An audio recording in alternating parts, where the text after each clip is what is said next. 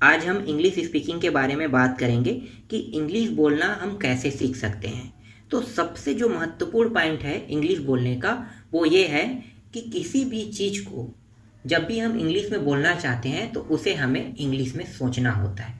बस यही सबसे महत्वपूर्ण पॉइंट है कि इंग्लिश बोलने के लिए क्या करना होता है, हमें इंग्लिश में सोचना होता है। जैसे कि उन्हीं टॉपिकों पे मैं आज चर्चा करूँगा कि हम इंग्लिश बोलना कैसे सीख सकते हैं या इंग्लिश से सेंटेंस बनाना कैसे सीख सकते हैं। ये बहुत ही महत्वपूर्ण क्लास है, ठीक है। तो इंग्लिश हम कैसे बोल सकते हैं, इंग्लिश से हम कैसे सेंटेंस बना सकते हैं और कैसे हम इंग्लिश को सोच सकते हैं। तो समझो यहाँ पे आपके आसपास में क्या क्या वस्तुएं पाई जाती है। जैसे कि मैं जो चीज़ मेरे आसपास में पा रहा है उन्हीं वस्तुओं के बारे में मैं आज आप लोगों से बात कर रहा हूँ, ठीक है। तो जो चीज़ मुझे अभी दिखाई दे रहा है मैं उन्हीं चीज़ों को ले लेता हूँ। जैसे कि मेरे पास में है एक वाटर, ठीक है, मतलब पानी है। तो पानी को हम इंग्लिश में क्या कहते हैं, वाटर। तो चलो मैं यहाँ पे लिखते जाऊँगा। मेरे आसपास में क्या है, वाटर है, ठीक है। वाटर को हम क्या कहते हैं, पानी। तो जब भी मैं वाटर कहूँगा तो आप उसे ट्रांसलेट नहीं करोगे। ये नहीं कहोगे कि वाटर का अर्थ पानी होता है, हाँ मतलब ये पानी है। तो ऐसा आपको नहीं सोचना है। आपको क्या सोचना है, वाटर कहेगा तो आपके दिमाग में यही आना चाहिए कि जो पानी शब्द है, ठीक है, उसे आप हटा देना। लेकिन वाटर कहने पे आना चाहिए कि हाँ जो बारिश होता है, वर्षा, ठीक है, तो जो बारिश हो रहा है वो भी तो पानी है, तो वो भी वाटर में आ सकता है। तो आप ऐसा सोच सकते हो। जैसे कि रिवर है, नदी है, तो नदी के पानी भी तो पानी ही है ना। तो जैसे ही वाटर कहता है तो आप नदी को भी सोच सकते हो कि हाँ वाटर, इस प्रकार से। जैसे सी बोल रहा है, समुद्र, तो समुद्र में क्या है, पानी पाया जाता है, तो वहाँ भी पानी पाया जाए तो वाटर कहेगा।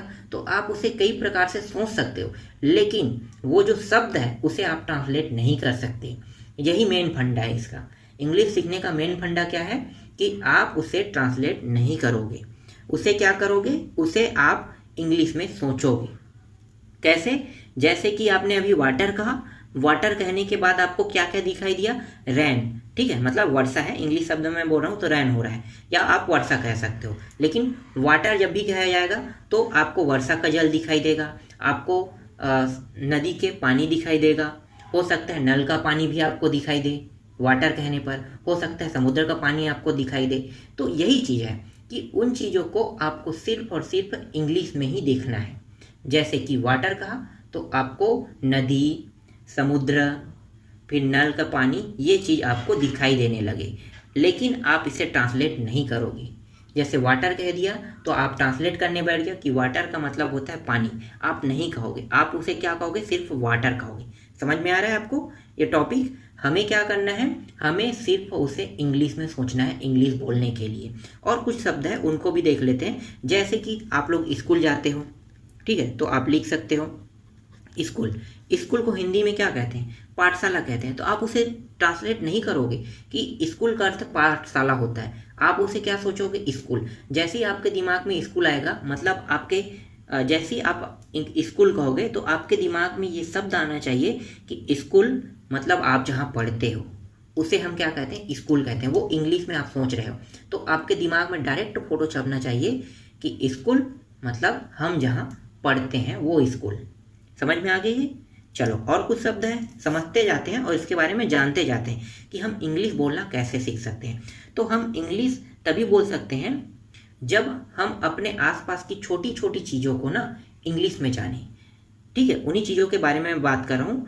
तो जैसे कि मैं अभी आप लोगों के लिए यहाँ पे लिख रहा हूँ, तो मैं किस में लिख रहा हूँ, पेन में लिख रहा हूँ ना। तो ये भी क्या है, इंग्लिश में जानना है आपको। तो चलो ये रहा पेन, मैंने यहाँ पे पेन का भी उपयोग कर दिया, ठीक है। तो पेन शब्द क्या है, इंग्लिश है। इसे आप जैसे ही पेन कहते हो तो आपके दिमाग में आना चाहिए कि जो ये लिखने वाली जो वस्तु है ना वही क्या है, पेन है। तो आपको दिमाग में वही छपना चाहिए। मतलब इंग्लिश बोलने के लिए हमें उसे इंग्लिश में सोचना होता है। और क्या क्या हो सकता है हमारे आसपास में, जैसे कि फैन, ठीक है। फैन, आप फैन कहने के बाद आप डायरेक्ट क्या करोगे, हिंदी में आप उसे ट्रांसलेट नहीं करोगे, उससे आप सोचोगे इंग्लिश में। फैन मैंने जैसे ही कहा तो आपके दिमाग में आना चाहिए कि जो हमारे घर के छत में लगा जो हमें हवा देता है वो फैन है, ठीक है। मैं यहाँ पे ट्रांसलेट नहीं कर रहा हूँ इस शब्द को कि इसका हिंदी अर्थ क्या होता है। जैसे मैंने फैन कहा आपने सोचा क्या कि हमें जो हवा दे रहा है हम उसे फैन कहते हैं। सीधी सी बात, समझ में आ गया। तो क्या चीज़ हवा देता है, आपको समझ में आ गया ये पॉइंट। चलो आगे बढ़ते हैं, कुछ और देख लेते हैं। जैसे कि डोर, डोर जैसे मैंने डोर कहा, तो डोर कहाँ पे लगा होता है, घरों में लगा होता है, हमारे कमरों में लगा होता है। जब हम अपने कमरे में घुसते हैं तो हम क्या करते हैं, उसे खोलते हैं, उसके बाद लॉक कर देते हैं, तो वो क्या है, डोर है। तो आप उसे उसी तरह से सोचो जैसे मैं आपको बता रहा हूँ। उसे आप हिंदी में ट्रांसलेट नहीं करना है आपको, क्या करना है, आपको सोचना है उस चीज़ों को, तभी आप इंग्लिश बोलना सीख सकते हैं। और क्या क्या शब्द हैं, जैसे कि हम और कुछ शब्द जान लेते हैं। जैसे कि क्रिकेट, ठीक है, यहाँ पे लिख लेते हैं कुछ शब्द हैं। क्रिकेट, क्रिकेट को हिंदी में क्या कहते हैं, ठीक है, ये ज़्यादा इंपॉर्टेंट नहीं, लेकिन क्रिकेट जैसे शब्द आता है तो आपके दिमाग में ये आना चाहिए, हाँ क्रिकेट तो वही होता है ना जो अभी मैच हुआ था और जिसमें 11 प्लेयर थे, एक बैटिंग करता है, एक बॉलिंग करता है, ठीक है, एक पिच होता है, उस पिच में 11 प्लेयर होते हैं और जो बैटिंग करने वाले होते हैं वो 2 प्लेयर होते हैं। ठीक, समझ में आ रहा है। तो ये चीज़ होता है क्रिकेट। तो क्रिकेट शब्द आपके ध्यान में आए तो आपको वो चीज़ सोचना है जो क्रिकेट से संबंधित है और उसे शब्द को क्या कहोगे, आप इंग्लिश में नाम लोगे, जैसे कि क्रिकेट। समझ में आ गया। और क्या हो सकता है, हमें चलने के लिए अगर हमारे आसपास में घरें बनी हुई है और हमें स्कूल तक जाना है तो स्कूल तक कैसे जाएंगे, रोड से जाएंगे ना। तो और कुछ शब्द देख लो, ROAD, ठीक है, रोड।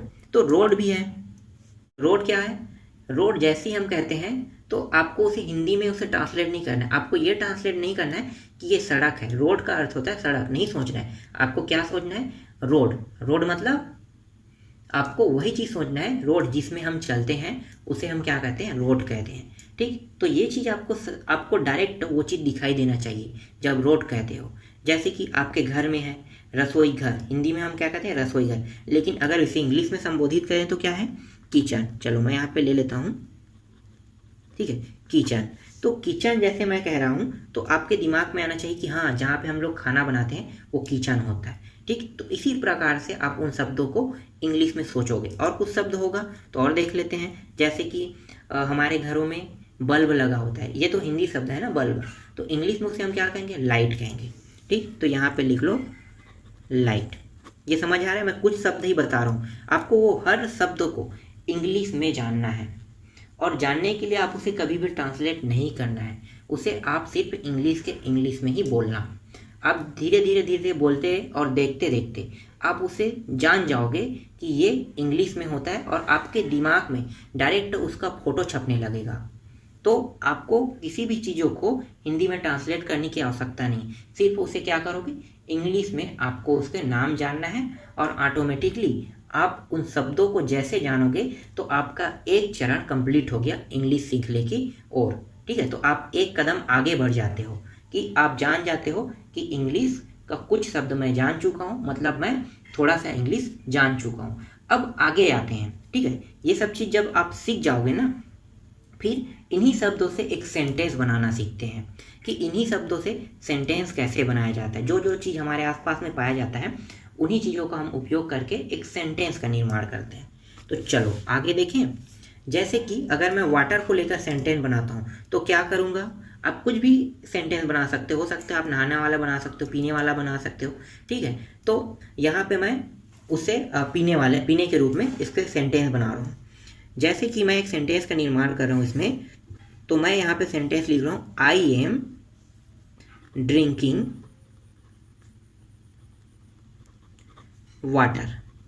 ठीक है, तो आई एम ड्रिंकिंग वाटर मैंने एक सेंटेंस बनाया। इसका हिंदी अर्थ क्या होता है मैं बताऊंगा अभी। ठीक है, तो ये होगा आई एम ड्रिंकिंग वाटर।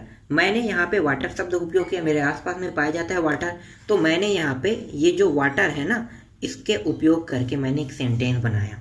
आपको सेंटेंस इसी तरह से बनाना है, कॉपी में आपको लिखते जाना है कि आपने आज क्या क्या चीज़ देखा, उससे क्या क्या मैं सेंटेंस बना सकता हूँ। तो उन्हीं चीज़ों का उपयोग करके एक सेंटेंस बनाना। ठीक है, अभी इम्पॉर्टेंट ये नहीं है, ये चाहे आपका गलत हो जाए कोई फ़र्क नहीं पड़ता, लेकिन इम्पॉर्टेंट ये है कि इस शब्द के बारे में मैंने जाना। जैसे ही मैं वाटर कर रहा हूँ तो मेरे दिमाग में क्या छप रहा है, डायरेक्ट या तो नदी का पानी छप रहा है, या नल का पानी दिखाई दे रहा है, या मेरे घर में किसी गिलास में पानी है वो मुझे दिखाई दे रहा है, तो वाटर का मतलब क्या है, वही चीज़ आपको दिखाई देना चाहिए, ना कि आप उसे ट्रांसलेट करो। तो हमने क्या किया, तो हमने यहाँ पे उन्हीं शब्दों का उपयोग करके हमने क्या किया, एक सेंटेंस बनाया। तो यहाँ पे मैंने लिखा है आई एम ड्रिंकिंग वाटर। इसका अर्थ क्या होता है, इसका अर्थ होता है मैं पानी पी रहा हूँ। ठीक, समझ में आ गया, मैं पानी पी रहा हूँ। और कुछ शब्द देख लेते हैं, जैसे कि मैंने यहाँ पे स्कूल का भी संबोधन किया था, तो स्कूल से भी बना लेते हैं। स्कूल से सेंटेंस क्या बन सकता है, तो चलो बनाते हैं, I am going to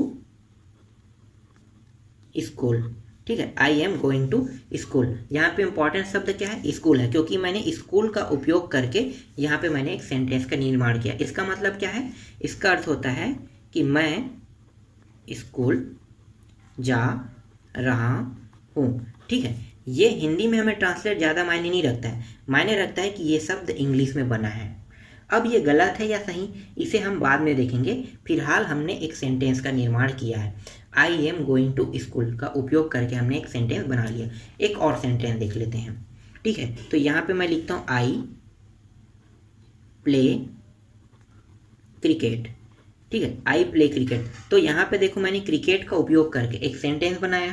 cricket मेरा एक शब्द है, इसी शब्द का उपयोग करके मैंने क्या बनाया, एक सेंटेंस का निर्माण किया।